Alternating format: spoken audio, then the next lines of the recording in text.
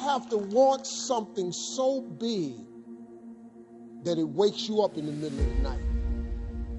You have to want something so big that you think about it all the time. No matter what happens to you, it ain't over. It ain't over. Ain't no such a thing as over. As long as God wakes you up, that means he ain't through with you yet. You got a shot to correct it and get it right.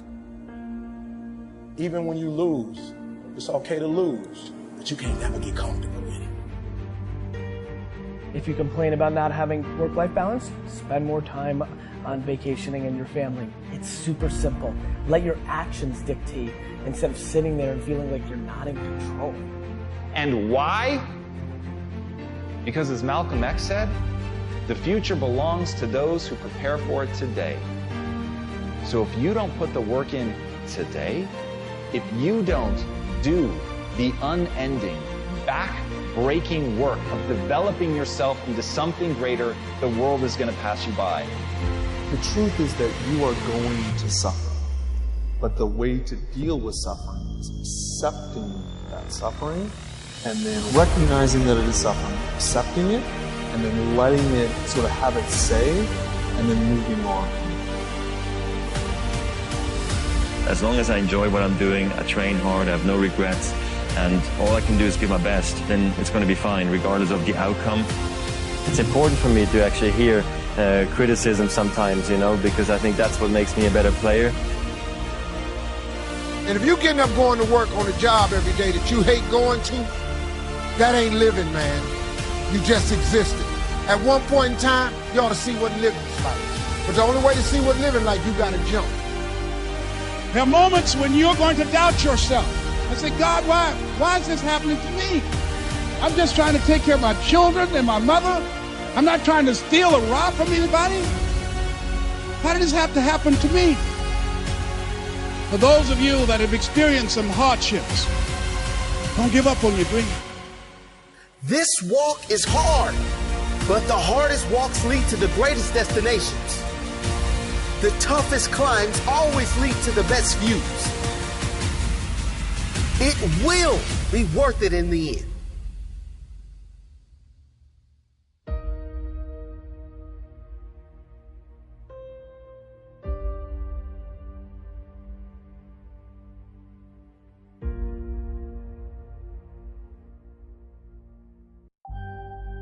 As Ernest Hemingway noted, the world breaks everyone, and afterward, many are stronger in the broken places.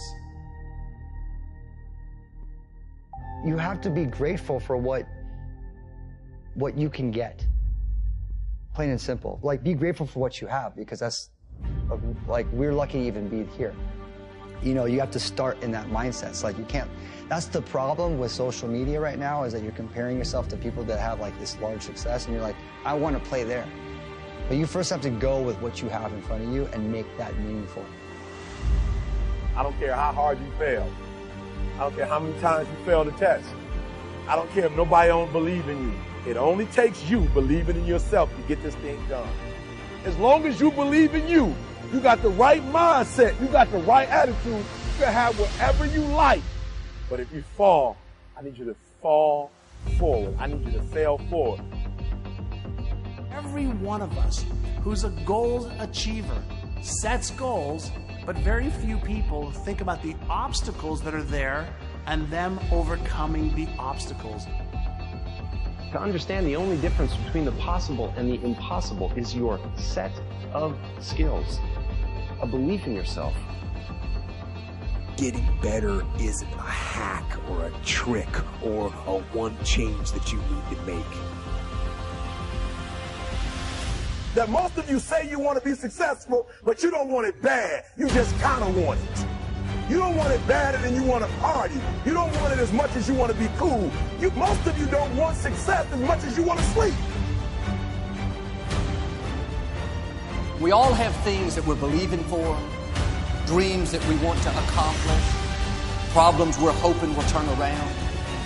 Maybe it's to see our family restored, to lose some weight, to break an addiction, to start our own business.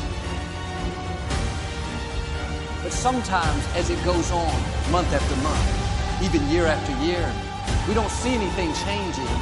It's easy to get discouraged and think, it's never going to happen. This is as good as it gets. I'll just learn to live with it. We all go through disappointments, setbacks, loss. Pain is a part of life. It's easy to get discouraged, even bitter. Think, why is this happening to me? But my question is, why isn't everyone? To me, it comes down to the strategies that you use. There really isn't anything objectively good or bad. There isn't anything that happens to you that can't be overcome. There isn't anything that could happen to you. Anything. You can't afford not to be you.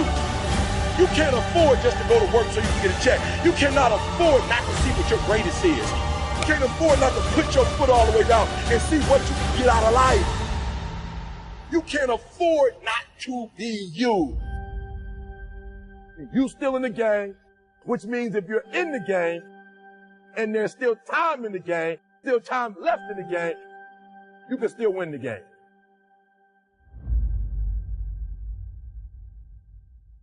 Giving up your personal history.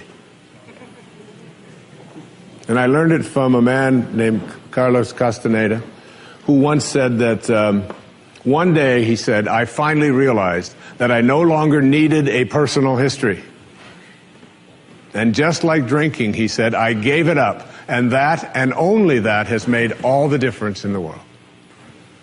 You know the nice thing about giving up your personal history?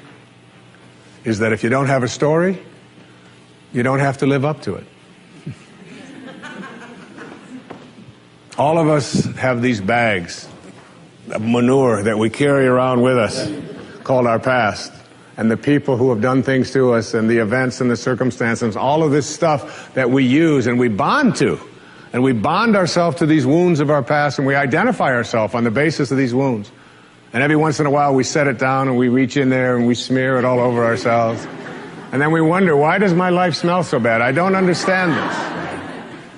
When in fact, the now, this moment, merging yourself into the now, means that you may have been in a relationship. I had a woman from Holland who came over to see me, whose husband had left her after 25 years. She had 4 children, and she just had been on the verge of suicide. And she was losing weight, and she was depressed, and she was taking all kinds of drugs for it, and she was getting sicker and sicker because she just couldn't get over it. And she came to a book signing that I was doing at a bookstore down in Florida. And she said, you've got to say something to me. You've got to say something to me that will help me to get over this. And I told her this line. I said, give up your personal history. Merge yourself here, now, into this moment. And those 25 years are something, if you want to understand how to do it, think of your past as, oh, this hat. And this is your past. Now, you can't just set this thing down over here and walk away from it and give up your personal history, because you'll always have it there to look back at. What you do is you pick up your past and you embrace it. You understand it, you accept it as, I had to go through these things that I had to go through in order for me to get to this place today, and the evidence for that is that I did. You don't need any more evidence. You did. And then you toss it. You toss it. You embrace it and you toss it. And you merge into the now by giving up your attachment. And some of you have heard me use the metaphor of the wake. Alan Watts talked about the wake is not what drives the boat. The wake is just a trail that is left behind. That's all it is. And so is the wake of your life. And the wake doesn't make the boat go, and neither does the wake of your life the reason why your life is going in the direction that it is. The wake is a trail that is left behind, and it's an illusion to believe that it is the cause of your suffering or your struggles or your difficulty. Give it up. Let it go. Embrace it, understand it, get help doing that if you must, and then move into the now.